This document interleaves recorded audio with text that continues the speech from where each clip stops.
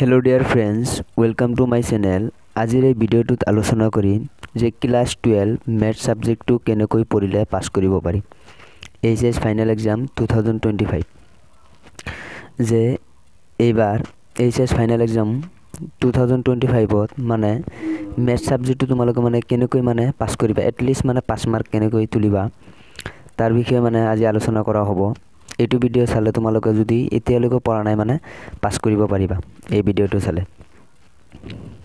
ইয়াৰ আগৰ ভিডিওত মানে বায়োলজি সাবজেক্টটো মানে কেনেকৈ পঢ়িলে পাস কৰিব পাৰি হেতু ভিডিও দিয়া হৈছে, হেতু ভিডিওৰ লিংক ডেসক্ৰিপচনত দিয়া থাকিব, তোমালোকে গৈ চাই লবা।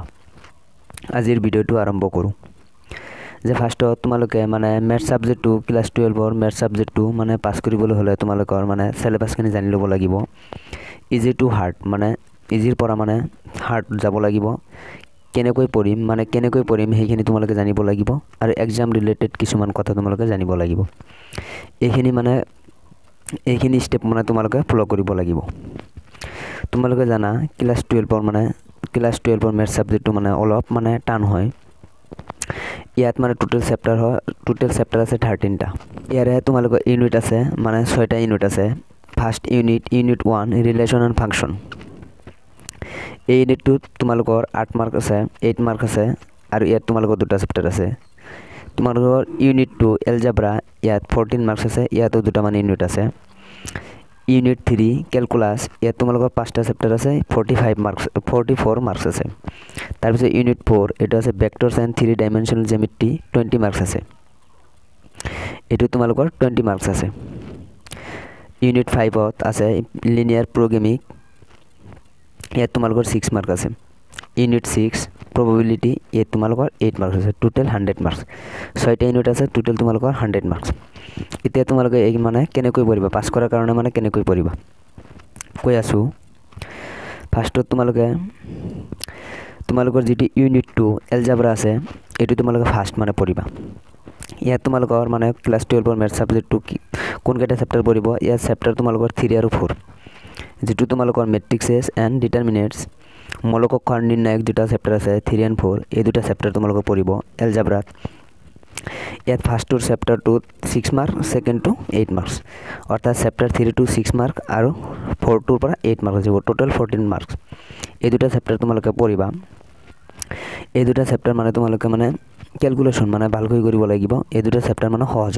এই দুটা চেপ্টাৰ তোমালোকে ফাৰ্স্ট মানে কৰিবলৈ চেষ্টা কৰিবা। এই দুটা চেপ্টাৰ ফাৰ্স্ট পঢ়িবা। এই চেপ্টাৰবিলাক কেনেকৈ পঢ়িবা পিছত কম। এইটো চেপ্টাৰ তোমালোকে মানে ফাৰ্স্ট চাবা এই দুটা চেপ্টাৰ। তাৰ পিছত তোমালোকে ইউনিট 1 যেটো আছে ৰিলেশন এন্ড ফাংশন, ইয়াত তোমালোকৰ দুটা চেপ্টাৰ আছে যে চেপ্টাৰ 1 and চেপ্টাৰ 2। তোমালোকৰ যেটো ফাৰ্স্ট চেপ্টাৰ যে ৰিলেশন এন্ড ফাংশন আৰু 2 নম্বৰ চেপ্টাৰ আছে যেটো মানে ইনভাৰ্স ট্ৰিগোনোমেট্ৰিক ফাংশন। এই দুটা চেপ্টাৰ আছে। এই দুটা চেপ্টাৰ তোমালোকৰ ফাৰ্স্টটোৰ পৰা 4 মাৰ্কস আহিব, সেকেন্ডটোৰ পৰা 4 মাৰ্কস, দুটা মিলি 8 মাৰ্কস আহিব। এইটো চেপ্টাৰ তোমালোকে পঢ়িবা। এই দুটা চেপ্টাৰ মানে সহজ। এইটো চেপ্টাৰ পঢ়াৰ পিছত 3 আৰু 4 পঢ়াৰ পিছত 1 আৰু 2 নম্বৰ চেপ্টাৰটো দুটা তোমালোকে পঢ়িবা। এই দুটা পঢ়িলে তোমালোকে এটা 8 মাৰ্কস পাবা। ইয়াৰে চেপ্টাৰবিলাক মানে কেনেকৈ পঢ়িবা, এতিয়া যেহেতু সময় কম অলপ কেইদিন আছে, তোমালোকে কেনেকৈ পঢ়িবা পিছত কম। তাৰ পিছত তোমালোকে ইউনিট 5 আছে যেটো লিনিয়াৰ প্ৰোগ্ৰামিং, এটো তোমালোকে চাবা। এটো তোমালোকৰ চেপ্টাৰ 12 হয়। এটো তোমালোকৰ এটা 6 মাৰ্কৰ কোৱেশ্চন আহিব মানে গ্ৰাফ মানে এটো সহজ হয়। এটো মানে ইয়াৰ পৰা মানে তোমালোকৰ 12.1 এটা অনুশীলনী আছে, এটো তোমালোকে চাবা। ইয়াৰ পৰা মানে এটা কোৱেশ্চন আহিব আৰু এটো তোমালোকে 2-3টা মানে কোৱেশ্চন প্ৰেক্টিস কৰি যাবা, মানে যেনেকুৱা ধৰণৰ নাহক তোমালোকে পাৰিবা। এটো চেপ্টাৰ তোমালোক 6 মাৰ্ক আছে। এটো তোমালোকে ধুনীয়াকৈ এটা 6 মাৰ্ক পাবা। এটো তোমালোকে পঢ়িবা। তাৰ পিছত ইউনিট 6 আছে প্ৰবাবিলিটি যে চেপ্টাৰ 13। ইয়াৰ পৰা তোমালোকৰ 8 মাৰ্কস আহিব। যে ইয়াৰে তোমালোকে মানে যেটো মানে বেজৰ উপপাদ্য ইয়াৰ পৰা মানে চাবা। ইয়াৰ পৰা কোৱেশ্চন আহে বাৰে আহি থাকে। এইটো চেপ্টাৰ সহজ। এইটো পঢ়াৰ পিছত মানে এইটো পঢ়িবা। তাৰ পিছত তোমালোকে এইকেইটা চেপ্টাৰ 2টা 4টা 5টা 6টা এই 6টা চেপ্টাৰ তোমালোকে পঢ়া। যে তোমালোকে কি পাবা 14 + 8 + 6 + 8 টোটাল 36 মার্ক পাবা। এই 6টা চেপ্টাৰ পঢ়া তোমালোকে ভালকৈ পঢ়া মানে তোমালোকে কি পাস কৰি যাবা এটলিষ্ট। যদি তোমালোকৰ ইয়াৰ ভিতৰত মানে ডাউট থাকে যে কোনো এটা চেপ্টাৰ মানে নোৱাৰিম বা এইটো টপিক ক্লিয়াৰ হোৱা নাই, ইয়াৰ পৰা কুৱেশ্যন আহে, তেতিয়া তোমালোকে কি কৰিবা, ইউনিট যিটো 4 আছে ভেক্টৰছ এণ্ড 3 ডাইমেনশ্যনেল জিঅ'মেট্ৰি, এইটো চাবা। ইয়াৰে তোমালোকৰ চেপ্টাৰ 10 আৰু 11 পৰিব। এই দুটা চেপ্টাৰ মিলি তোমালোকৰ আছে 20 মাৰ্কছ। এই দুটা চেপ্টাৰ মিলি, এই দুটা চেপ্টাৰ মানে সহজ হয়। এই দুটা চেপ্টাৰ চাবা।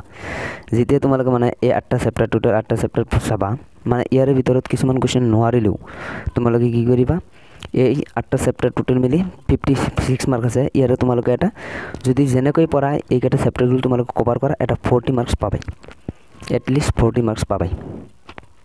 তোমালোকে মানে কেলকুলাছ যিটো আছে এইটো পাৰ্ট বাদ দি, এইটো ইউনিট বাদ দি বাকী ইউনিটকেইটা তোমালোকে পঢ়িবা, তোমালোকে পাছ কৰিব পাৰিবা। আৰু বাকী ইউনিটকেইটা মানে সহজ হয়, এইখিনি তোমালোকে মানে প্ৰেক্টিছ কৰিব লাগিব। এতিয়া তোমালোকে কেনেকৈ পঢ়িবা, চিলেবাছখিনি তোমালোকে মানে ডাউনলোড কৰি ল'বা, যে চিলেবাছ তোমালোকৰ কোনটো এক্সাৰচাইজ লাগে, কোনটো এক্সাৰচাইজ নালাগে। আৰু যদি তোমালোকৰ মানে চেপ্টাৰ ৱাইজ ইম্পৰ্টেণ্ট কুৱেশ্যন লাগে, তোমালোকে কমেণ্ট কৰিবা যে চেপ্টাৰ 1ৰ মানে ৰিলেশ্যন এণ্ড ফাংচনৰ মানে ইম্পৰ্টেণ্ট কুৱেশ্যন দিয়া হৈছে। সেইটো ভিডিঅ'ৰ লিংক ডিছক্ৰিপশ্যনত দিয়া থাকিব, তোমালোকে গৈ চাই ল'বা। ফাৰ্ষ্ট অফ অল তোমালোকে NCERT যিখন আছে, NCERTৰ ইয়াৰে ইম্পৰ্টেণ্ট এক্সাম্পল, যে তোমালোকে NCERTৰ ইম্পৰ্টেণ্ট এক্সাম্পল, তোমালোকে এক্সাম্পলৰ পৰা কুৱেশ্যন আহে, ইম্পৰ্টেণ্ট এক্সাম্পল তোমালোকে চাব লাগিব। তাৰপিছত ইম্পৰ্টেণ্ট এক্সাৰচাইজ, তোমালোকে এক্সাৰচাইজৰ ইম্পৰ্টেণ্ট কুৱেশ্যনবিলাক চাব লাগিব। যেহেতু তোমালোকৰ সময় কম, এক্সাম্পল আৰু এক্সাৰচাইজৰ ইম্পৰ্টেণ্ট কুৱেশ্যনবিলাক চাবা। তাৰপিছত তোমালোকে প্ৰিভিয়াছ ইয়েৰ কুৱেশ্যন চাবা, যে ৰিলেশ্যন আৰু ফাংচনৰ পৰা মানে যোৱা বছৰ কেনেকুৱা ধৰণৰ কুৱেশ্যন আহিছিল, সেই কুৱেশ্যনবিলাক চাবা, সেনেকুৱা ধৰণৰ টাইপৰ কুৱেশ্যনবিলাক কৰিবা। তাৰপিছত তোমালোকে কি কৰিবা, প্ৰিভিয়াছ ইয়েৰ কুৱেশ্যন কৰাৰ পিছত তোমালোকে কি কৰিব লাগিব, ৰিভিজন কৰিব লাগিব। মেথছ ছাবজেক্টটো তোমালোকে যিমানে ৰিভিজন কৰিবা সিমানে পাৰিবা। এইকেইদিন তোমালোকে খালি ৰিভিজন কৰিবা। তাৰপিছত তোমালোকে জানা মানে মেথছ ছাবজেক্টটো মানে 100 মাৰ্কছৰ হয়, তোমালোকৰ 5 মাৰ্ক মানে 30 হয়।